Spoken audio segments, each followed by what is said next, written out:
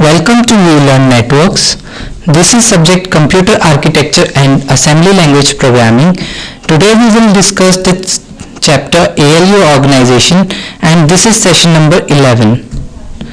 Today we will cover the topics ALU Organization, in which we will study a simple ALU organization, a sample ALU design, and arithmetic processors. ALU Organization and ALU perform simple arithmetic and logic shift operations. जो हमारा arithmetic और logic unit होती है वो एक simple arithmetic logic और shift operations perform करती है. Means ये हमारी वो unit होती है जहाँ पे हमारे जो arithmetic functions होते हैं जैसे कि addition, subtraction, multiplication, division या फिर logical operations या फिर shift operations वो perform करती है. The complexity of an ALU depends on the type of instruction set which has been realized for it. Means जो हमारा ALU होता है उसकी जो complexity होती है वो उसके instruction set पे depend करती है कि उस ALU के लिए किस तरह के instruction sets realize किए गए हैं या फिर बनाए गए हैं. The simple ALU can be constructed for fixed point numbers. जो हमारे ALU होते हैं, जो simple ALUs होते हैं वो fixed point numbers के लिए means integer values के लिए construct करे जाते हैं. और simple ALU organization, जो हमारी simple ALU organization होती है वो किस तरह की होती है? An ALU consists of circuits that perform data processing micro operations. जो हमारा ALU होता है वो ऐसे सर्किट्स कंटेन करता है जो डेटा प्रोसेसिंग करता है माइक्रो ऑपरेशंस की. This is the basic simple diagram of structured of fixed point ALU. ये जो हमारा डायग्राम शो कर रहा है वो एक स्ट्रक्चर्ड फिक्स्ड पॉइंट ALU का है. मीन्स ये जो सर्किट डायग्राम है या फिर ये जो लॉजिकल डायग्राम है वो हमारा इंटीजर्स के लिए है. The above structures has 3 registers AC, MQ and DR for data storage. ये जो हमारा स्ट्रक्चर है डायग्राम में वो 3 रजिस्टर्स यूज कर रहा है. पहला है एक्यूमुलेटर, दूसरा है मल्टीप्लायर कोशेंट रजिस्टर और तीसरा है data register. They are equal to 1 word each. हम एज्यूम कर रहे हैं कि ये हर जो रजिस्टर है वो एक वर्ड के इक्वल है. The parallel adder and other logical circuits have 2 inputs and only 1 output in this diagram. जो हमारे parallel adders या बाकी जितने भी हमारे logical circuits हैं उनके पास में सिर्फ 2 input है और उनका सिर्फ एक output generate होगा. It implies that any ALU operations at most can have 2 input values and will generate single output along with the other status bits. जो हमारा ALU है ये इम्प्लाई कर रहा है कि हमारे जो इनपुट्स होंगे वो सिर्फ 2 होंगे और उनका जो आउटपुट होगा वो एक सिंगल आउटपुट होगा with the other status bits, और जो कॉम्प्लीमेंट्री स्टेटस बिट जो सेट होंगी वो होंगी. ठीक है. In the present case, the 2 input are AC and DR register, while output is accumulator register. Present case में जो हमारा accumulator और data register है उसके पास में 2 input होंगे और एक output होगा. जो output होगा वो AC registers में वापस जाएगा. AC and MQ are generally used as a single AC.MQ register. जो हमारा AC और MQ registers होते हैं वो generally सिंगल होते हैं, सिंगल यूनिट की तरह भी यूज कर सकते हैं. उनको हम AC.MQ registers कहते हैं. This register is capable of left और right shift operations. और ये जो AC.MQ register होता है वो capable होता है left shift और right shift operations perform करने के लिए.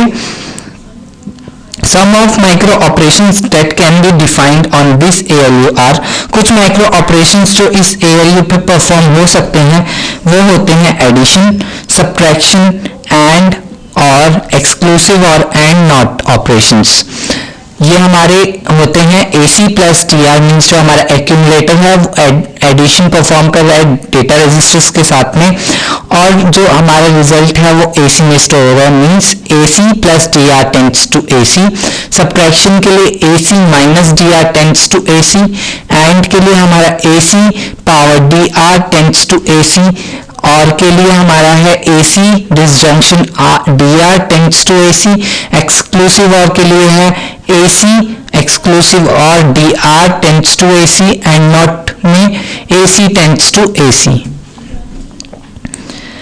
The result of multiplication or division on applying certain algorithms can finally be obtained in AC.MQ register combination. जो हमारा रिजल्ट होता है मल्टीप्लिकेशन या डिवीजन के लिए वो हमारा AC.MQ रजिस्टर्स में स्टोर होता है. These operations can be represented as, in operations को हम ऐसे represent कर सकते हैं. Multiplication के लिए dr into mq tends to AC.MQ and division is mq divided by dr tends to AC.MQ. Bit slice ALUs. It was feasible to manufacture smaller such as 4 or 8 bits fixed point ALUs on a single IC chip. ये हमारा बहुत अच्छा तरीका है कि हम एक 4 या 8 बिट फिक्स पॉइंट ALU को एक सिंगल चिप पे तैयार करें या मैन्युफैक्चर करें. If these chips are designed as expandable types, then using these 4 or 8 bits ALUs can we make 16, 32, 64 bit array like circuits. अगर इन चिप्स को ऐसे डिजाइन किया जा सके कि ये एक्सपेंडेबल हो तो हम इन चिप्स को यूज कर सकते हैं ताकि हम बहुत सारे बड़े बड़े सर्किट्स बना सके, जैसे कि एक 16 बिट का या 32 बिट्स का या 64 बिट एरे के. These are called bit slice ALUs. जो इन तरह के जो हमारे ALUs होते हैं इनको हम कहते हैं bit slice ALUs. A sample ALU design. The basis of ALU design starts with the micro operation implementation. जो हमारा बेसिक होता है ALU डिजाइन का वो होता है कि हम माइक्रो ऑपरेशंस के इम्प्लीमेंटेशंस को जानें. A digital computer has many resistors and rather than connecting wires between all resistors to transfer information between them, a common bus is used. Digital computers में बहुत सारे रेजिस्टर्स होते हैं और इन रेजिस्टर्स को वायर्स के थ्रू कनेक्ट करने के बजाय हम एक कॉमन बस का यूज करते हैं ताकि जो हमारी इंफॉर्मेशन है इन रेजिस्टर्स के बीच में ट्रांसफर हो सके. A bus is a path or for which each bit of register over which information is transferred from any several sources to any of several destinations. बस हमारा वो पाथ होता है हर एक रजिस्टर से दूसरे रजिस्टर्स के बीच में जहाँ पे इंफॉर्मेशन जो शेयर होती है वो बहुत सारे सोर्सेज से बहुत सारे डेस्टिनेशंस के बीच में हो सकती है. A register is selected for the transfer of data through bus with the help of control signals. और ये जो रजिस्टर्स होते हैं वो डेटा का ट्रांसफर सेलेक्ट करते हैं एक बस पे with the help of control signals. Control signals ये बताते हैं कि रजिस्टर्स को डेटा ट्रांसफर कहां से कहां करना है बस पे. The common data transfer path that is bus is made using the multiplexers. ये जो common data transfer path है जिसे हम बस कहते हैं वो मल्टीप्लेक्सर्स की बनी होती है. The select lines are connected to the control input of multiplexers. जो select lines होती हैं वो control input से connected होते हैं multiplexer के and the bits of one register are chosen, thus allowing multiplexer to select a specific source register for data transfer. जो select lines होती हैं वो तो बनी होती है control inputs of multiplexer से और जो हमारे registers होते हैं वो choose करते हैं कि किस multiplexer को use करना है data transfer के लिए. ये जो डायग्राम है वो इम्प्लीमेंटेशन ऑफ बस को शो कर रहा है. द कंस्ट्रक्शन ऑफ बस system for 4 register using 4x1 multiplexer is shown in diagram. Each register has 4 bits numbered 0 to 3. Each multiplexer has 4 data inputs numbered 0 to 3 and 2 control or selection lines 0 and 1. जो हमारे registers हैं वो 4 bit के बने होते हैं हर multiplexer के लिए. हर मल्टीप्लेक्सर के पास में 4 आउटपुट या फिर इनपुट सिग्नल्स होते हैं हर रजिस्टर से एक वैल्यू लेने के लिए और उसके 2 आउटपुट होंगे या 2 कंट्रोल लाइंस होंगी C0 और C1. वो एक टाइम पे एक ही आउटपुट जनरेट करेंगे. When C1 C0 अगर हमारे 0 0 होगा तो जो हमारे जीरो डेटा इनपुट है किसी मल्टीप्लेक्सर के लिए वो सेलेक्ट हो जाएगा। Means the numbers of multiplexer needed to construct the bus is equals to the number of bits in each register. जो हमारे नंबर ऑफ मल्टीप्लेक्सर्स हैं वो नंबर ऑफ बिट्स के इक्वल होंगे किसी रजिस्टर में। जो हमारे कंट्रोल लाइंस है वो रजिस्टर की सिलेक्शन को कंट्रोल करती है। जैसे कि अगर हमारा C1 C0 00 है तो रजिस्टर A सेलेक्ट होगा, अगर हमारा C1 C0 01 है तो रजिस्टर B सेलेक्ट होगा, 10 है तो रजिस्टर C और 11 है तो रजिस्टर D सेलेक्ट होगा। Implementation of arithmetic circuit for arithmetic micro operations की जो इम्प्लीमेंटेशन है अर्थमेटिक सर्किट्स की वो कैसे अर्थमेटिक माइक्रो ऑपरेशंस परफॉर्म करती है। An arithmetic circuit can be implemented using a number of full adder circuits और पैरेलल एडर सर्किट्स। जो इम्प्लीमेंटेशन होती है अर्थमेटिक सर्किट्स की वो हम फुलफिल करते हैं by using full adder circuits या फिर पैरेलल एडर सर्किट्स का। The circuit is constructed by using 4 full adders and 4 multiplexers। जो सिंपल अर्थमेटिक ऑपरेशंस हम करते हैं वो हम 4 फुल एडर्स और 4 मल्टीप्लेक्सर्स का यूज करके कर सकते हैं। जो हमारी ट्रुथ टेबल यहाँ पे शो कर रही है वो ये शो कर रही है कि क्या ऑपरेशन परफॉर्म होंगे जब हमारी सेलेक्ट लाइंस एक्टिव होंगी। जब हमारी सेलेक्ट लाइन S1 S0 जो है वो 00 होंगी तो मल्टीप्लेक्सर A में वैल्यू होगी B0, मल्टीप्लेक्सर B में वैल्यू होगी B1, मल्टीप्लेक्सर C में वैल्यू होगी B2 एंड मल्टीप्लेक्सर D में वैल्यू होगी B3। जो ये फंक्शन परफॉर्म कर रहे हैं वो है the data word B is input to full adder. Means जो हमारा डेटा वर्ड B है वो फुल एडर में जाएगा। अगर हमारी सिलेक्शन लाइन्स 01 है तो उसका 1 कॉम्प्लीमेंट हमारा इनपुट होगा फुल एडर में। अगर हमारी सिलेक्शन बिट 10 है तो हमारा जो डेटा वर्ड है 0 होगा फुल एडर के इनपुट के लिए। और अगर हमारा सिलेक्शन लाइन 11 है तो जो हमारा डेटा वर्ड होगा वो फुल एडर होगा फॉर फुल एडर के इनपुट के लिए। इनपुट टू सर्किट्स, हमारे सर्किट में क्या क्या इनपुट जा रहे हैं ऊपर वाले ट्रुथ टेबल के लिए वो है register A bits as A0, A1, A2 and A3 in the corresponding X bits of the full adder। Means जो हमारा रजिस्टर A है वो भेजेगा A0, A1, A2 और A3 bits for the corresponding X bits के लिए full adder में। दूसरा जो है रजिस्टर B वो भेजेगा ऊपर वाली जो B0, B1, B2, B3 bits को for the corresponding Y bits के लिए। Each bit of register A and B is fed to different full adder unit। Means जो हर यूनिट है रजिस्टर A की और रजिस्टर B की वो हम बहुत सारे डिफरेंट फुल एडर्स में भेजेंगे। Each of the 4 inputs from A are applied to the X inputs of binary adder and each of the 4 inputs from B are connected to the data inputs of multiplexer। Means जितनी भी 4 inputs हैं A के वो X input के लिए किसी binary adder के लिए यूज हो रहे हैं और जो 4 इनपुट है B के वो यूज हो रहे हैं डेटा मल्टीप्लेक्सर के लिए। The input carry Cin, जो हमारी कैरी बिट है Cin which can be equal to 0 or 1 goes to the carry input of the full adder in the least significant position। The other carries are cascaded from one stage to the next। Means जो हमारी एक bit है carry की वो या तो 0 होगी या 1 होगी और इसको है ना हम लीस्ट सिग्निफिकेंट पोजीशन पे रखते हैं फुल एडर की। अगर एडिशन के बाद भी कोई कैरी बिट जनरेट होती है तो हम उसको कैस्केड मीन्स कैरी फॉरवर्ड कर देते हैं नेक्स्ट स्टेज के लिए। The output of binary adder is determined from the following arithmetic sum। जो हमारा आउटपुट होता है बाइनरी एडर का वो हम इस सम से डिटरमाइन करते हैं। D equals to x plus y plus c in, जहाँ पे D हमारा रिजल्टेंट रजिस्टर है जहाँ पे हमारा रिजल्ट स्टोर होगा, x और y हमारे इनपुट सिग्नल्स हैं जो डेटा को भेजेंगे और c in हमारी कैरी बिट है। अर्थमेटिक सर्किट फंक्शन टेबल, ये टेबल शो कर रही है अर्थमेटिक सर्किट के फंक्शंस को। मींस कौन सी सिलेक्शन बिट कौन सा फंक्शन परफॉर्म करेगी। जो हमारी सिलेक्शन बिट 0 0 है और अगर हमारी कैरी बिट 0 है तो जो हमारा फंक्शन परफॉर्म होगा वो सिंपल एडिशन होगा without any carry, means d equals to a plus b। अगर हमारी सिलेक्शन लाइन 0 0 है पर जो हमारी कैरी बिट की वैल्यू 1 है तो जो हमारा फंक्शन परफॉर्म होगा वो होगा d equals a plus b plus c।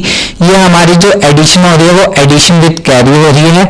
अगर हमारी सिलेक्शन लाइन 0 1 है और हमारी कैरी बिट 0 है तो ये सब्ट्रैक्ट विद बोरो की कंडीशन फॉलो करेगी और इसका जो वो है वो होगा d equals a plus b का complement, once complement.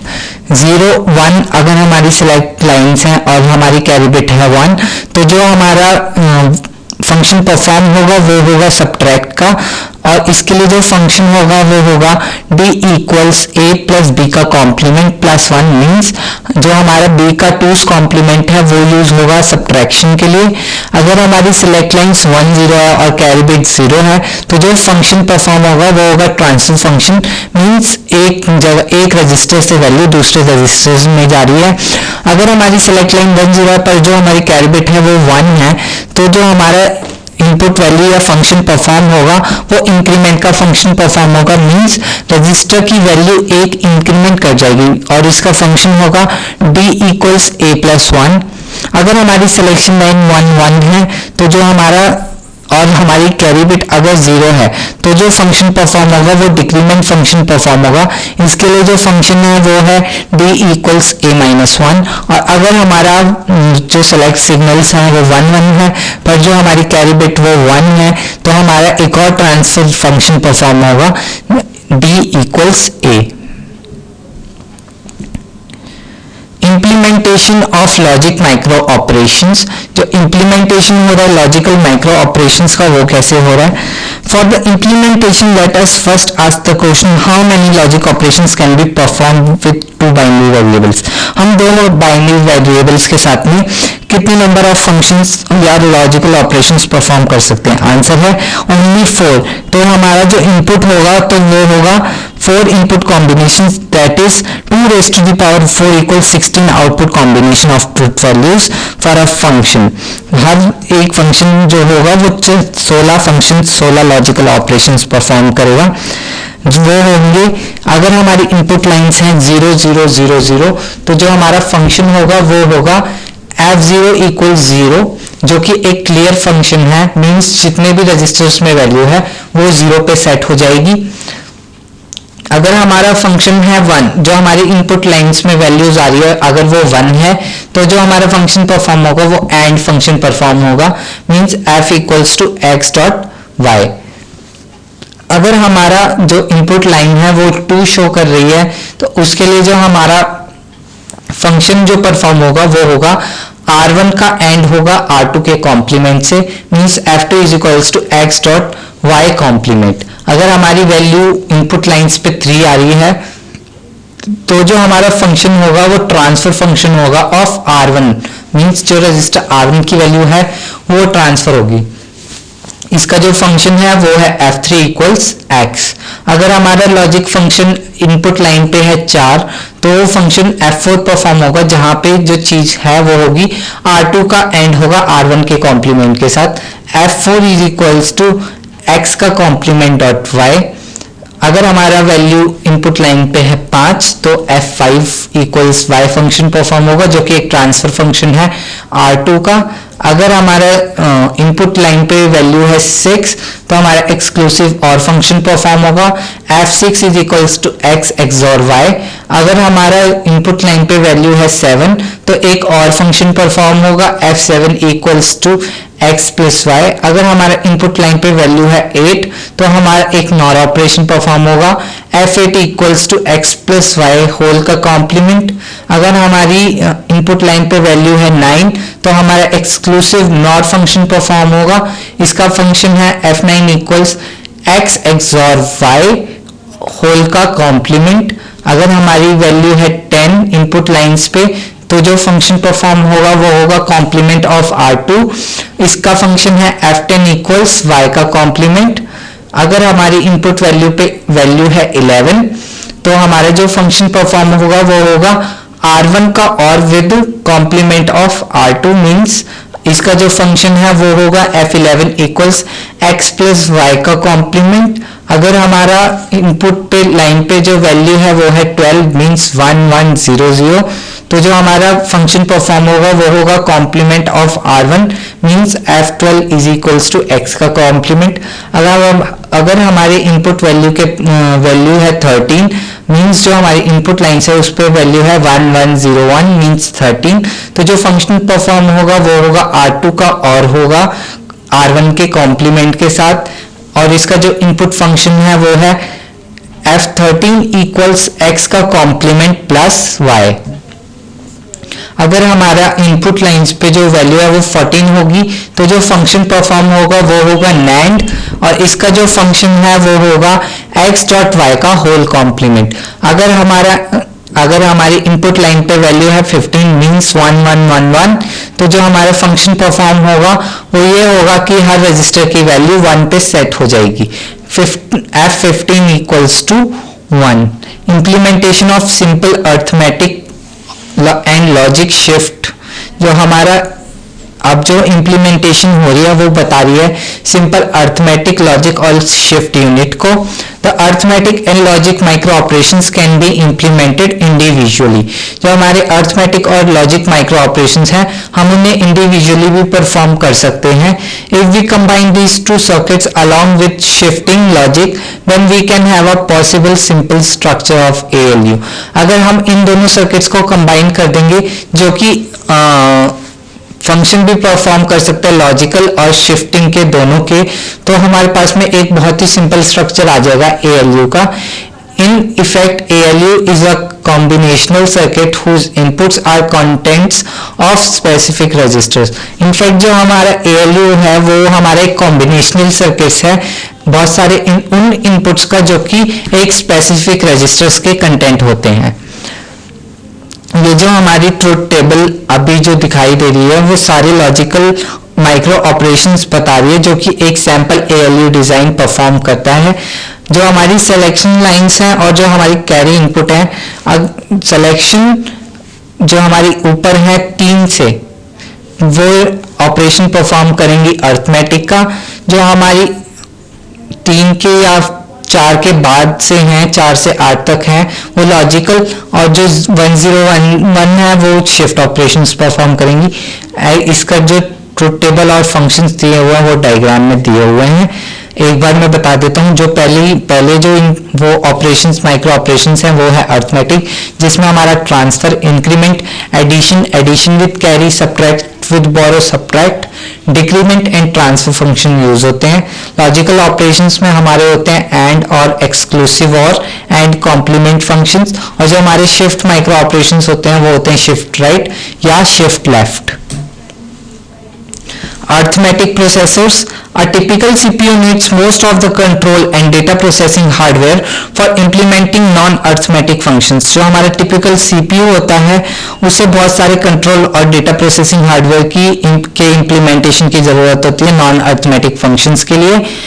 As the hardware cost are directly related to chip area, जैसे जैसे हमारे हार्डवेयर की कॉस्ट डायरेक्टली प्रोपोर्शनल होते हैं चिप एरिया के, a floating point circuit being complex in nature is costly to implement.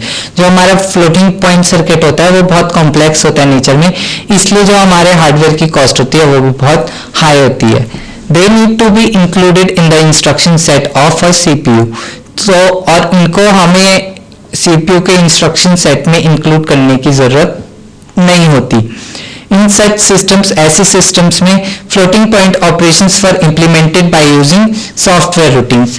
Floating point operations के लिए के इंप्लीमेंटेशंस के लिए हम सॉफ्टवेयर रूटीन्स का यूज करते हैं। This implementation of floating point arithmetic is definitely slower than the hardware implementation. ये जो implementation होती है floating point arithmetic की वो कम होती है हार्डवेयर implementation से।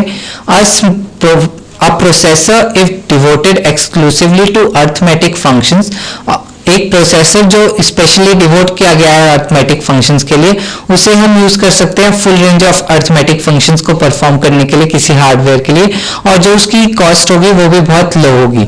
इसे हम सिंगल इंटीग्रेटेड सर्किट के पे बना के भी यूज कर सकते हैं। A special purpose arithmetic processor for performing only the arithmetic operation can be constructed. एक special purpose arithmetic processor हम use कर सकते हैं arithmetic operations को perform करने के लिए, और ये इसकी जो construction है वो भी बहुत simple होती है.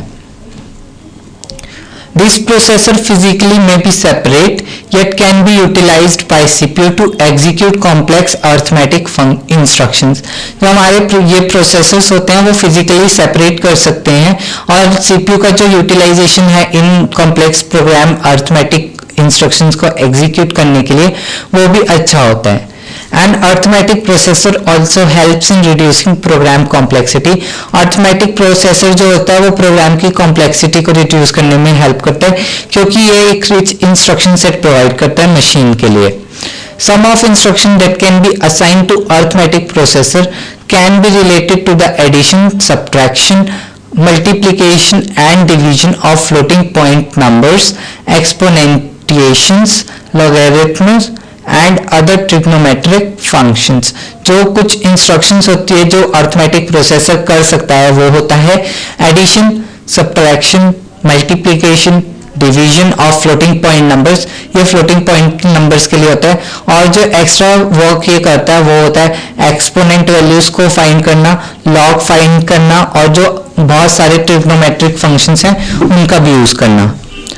Do it yourself. These questions you have to do by yourself.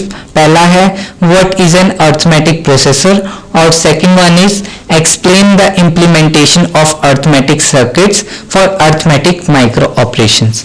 Thank you for this session.